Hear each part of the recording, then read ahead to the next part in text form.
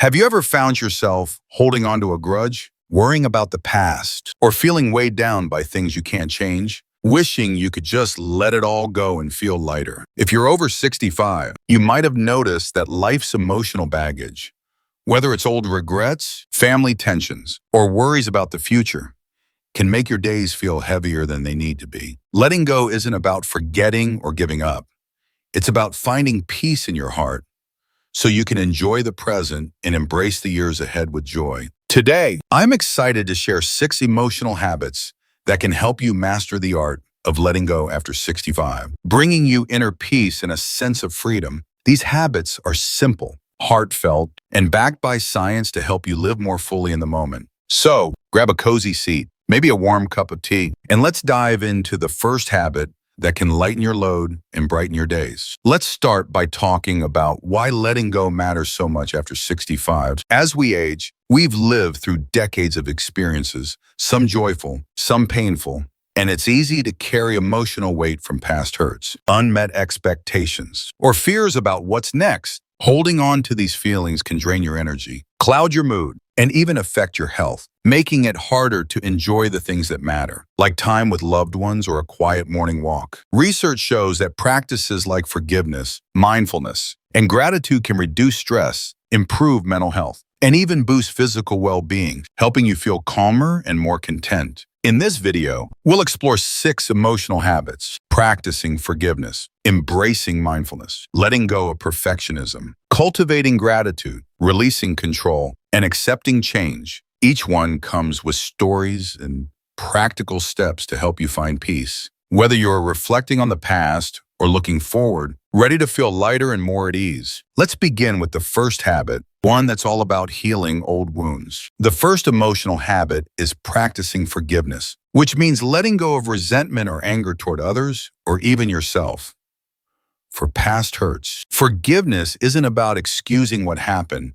It's about freeing your heart from the weight of grudges so you can feel peace. After 60, you might carry pain from family disagreements, lost friendships, or even your own mistakes, and holding on to that can keep you stuck. Studies show that forgiveness reduces stress, lowers blood pressure, and improves mental health, helping you feel lighter and more connected to others. My friend Margaret, who's 68, used to hold a grudge against her sister for a falling out they had years ago over a family event. The resentment made family gatherings tense, and Margaret felt heavy every time she thought about it. She decided to try forgiveness, starting by writing a letter to her sister, not to send, but to express her feelings and let them go. She also called her sister for a calm, open talk, focusing on understanding rather than blame. Over time, their relationship softened, and Margaret felt a weight lift off her shoulders. She says it's like her heart finally got to breathe again. To practice forgiveness, start by identifying one person or situation you're holding on to. Maybe a family member, friend, or even yourself. Write down your feelings in a journal or letter to process them. Then decide if you are ready to forgive, even if it's just for your own peace. If you want to talk it out, approach the person calmly, saying something like, "I'd love for us to move forward. Can we talk about what happened?" Keep it kind and focus on healing, not rehashing. Try this once a week, maybe during a quiet moment. And if forgiveness feels hard, talk to a trusted friend or counselor. This habit frees your heart for more joy. Now, let's move on to the second habit, one that brings you back to the present. The second emotional habit is embracing mindfulness, which means focusing on the present moment without getting caught up in worries about the past or future. After 65, it's easy to dwell on regrets or anxieties, like what you could have done differently or what's next for your health. Mindfulness helps you savor the moment, whether it's the taste of your coffee or the sound of birds outside, calming your mind and lifting your mood. Research shows that mindfulness reduces stress, improves emotional well-being, and even boosts memory, making it a powerful tool for inner peace. My neighbor Tom, who's 70, used to worry constantly about his health and finances, which left him feeling tense and lonely. He started practicing mindfulness by spending 5 minutes each morning sitting quietly, focusing on his breath, and noticing the warmth of his tea. He also began taking short walks, paying attention to the feel of the ground under his feet. After a few weeks, Tom felt calmer and more content, enjoying small moments like watching his grandkids play. He says it's like learning to live in the now, and it's made his days feel brighter. To embrace mindfulness, try 5 to 10 minutes a day of simple practices like deep breathing, inhale for 4 seconds, hold for 4, exhale for 6, or noticing your surroundings during a walk, like the colors of flowers or the breeze. Use a free mindfulness app for seniors or follow a guided meditation on YouTube. Start with a quiet moment in the morning or evening and keep it simple to avoid feeling overwhelmed. If your mind wanders, gently bring it back without judgment. This habit helps you find peace in the moment. With forgiveness and mindfulness covered, let's talk about a third habit, one that's about easing up on yourself. The third emotional habit is letting go of perfectionism, which means releasing the need to have everything just right, whether it's your home, your appearance, or your past decisions. After sick, you might feel pressure to live up to old standards, like keeping a spotless house or being the perfect parent. But perfectionism can create stress and keep you from enjoying life. Letting go of it allows you to embrace your imperfections and focus on what truly matters. Studies show that reducing perfectionism lowers anxiety and boosts self-esteem, helping you feel more at peace with yourself. My friend Clara, who's 66, used to stress about keeping her house pristine for visitors. Feeling judged if things weren't perfect, it left her exhausted and less likely to invite people over. She decided to let go, accepting that a few dishes in the sink or a cluttered table was okay. She started hosting casual coffee mornings, focusing on the laughter rather than the mess. Clara felt freer and more relaxed, and her friends loved her warmth. She says it's like giving herself permission to just be, and it's brought her so much peace. To let go of perfectionism. Pick one area where you're hard on yourself, like your home or your schedule, and decide it's okay to be good enough. For example, let the laundry wait a day, or serve a simple meal instead of a fancy one. Practice saying, "This is enough." When you feel the urge to overdo it, try this once or twice a week, like during a small task, and notice how it feels to ease up. If it's hard, write down one thing you love about yourself to shift your focus. This habit helps you embrace your life as it is, flaws and all. Now, let's explore a fourth habit, one that fills your heart with light. The fourth emotional habit is cultivating gratitude, which means focusing on the things you're thankful for, even the small ones, like a sunny day or a kind word. Gratitude shifts your perspective from what's missing to what's present, reducing feelings of sadness or regret. After 60, it's easy to focus on losses like health or loved ones.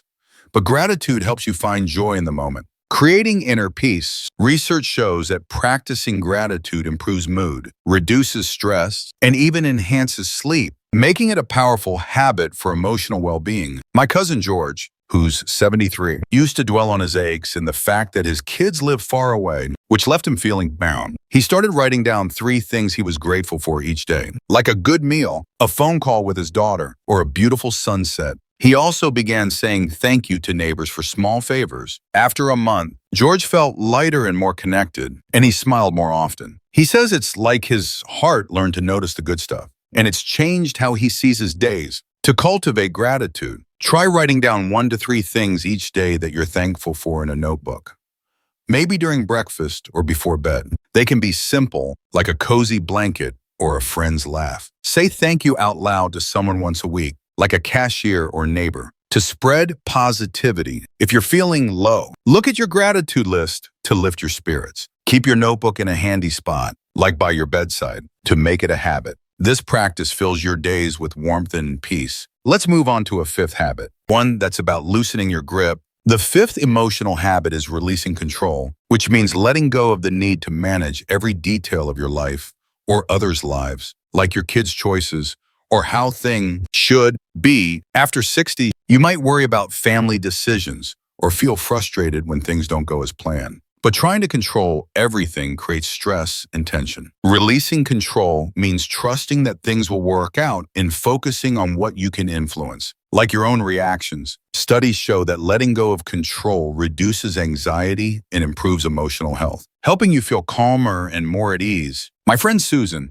who's 70, used to stress about her son's career choices, constantly offering advice that led to arguments. She decided to step back, letting him make his own decisions while offering support, like saying, "I'm here if you need to talk." She focused on her own hobbies, like painting. Instead of worrying, over time, Her son came to her for advice willingly, and Susan felt more peaceful. She says it's like letting go of a tight rope, and it's given her so much freedom to release control. Identify one thing you're trying to manage, like a family member's choices or a future event, and practice letting it be. Say to yourself, I can't control this, but I can choose how I respond. Focus on something you enjoy, like reading or gardening. To shift your energy, try this once a week, maybe during a moment of worry, and notice how it feels to let go. If it's tough, try deep breathing or talking to a friend for perspective. This habit helps you find peace in uncertainty. Now, let's wrap up with a sixth habit, one that's about embracing life's flow. The sixth emotional habit is accepting change, which means welcoming the natural shifts in life like aging, new family dynamics, or changes in health without fighting them. After 60, change can feel hard, whether it's moving to a smaller home, losing a loved one, or adjusting to new limitations. Accepting change doesn't mean you like it.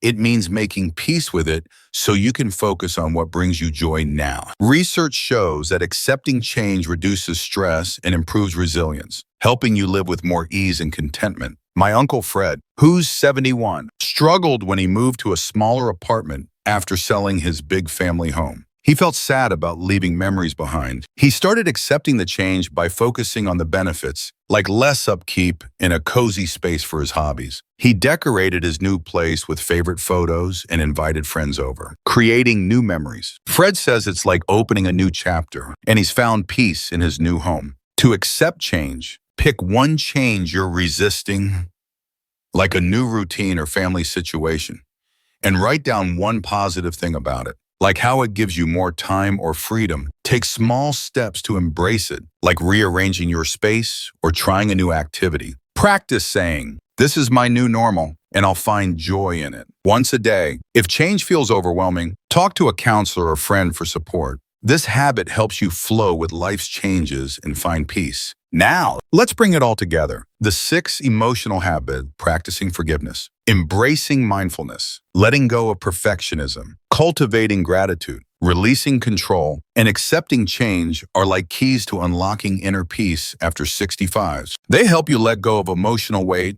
live in the moment, and find joy in your life as it is. You don't need to do them all at once.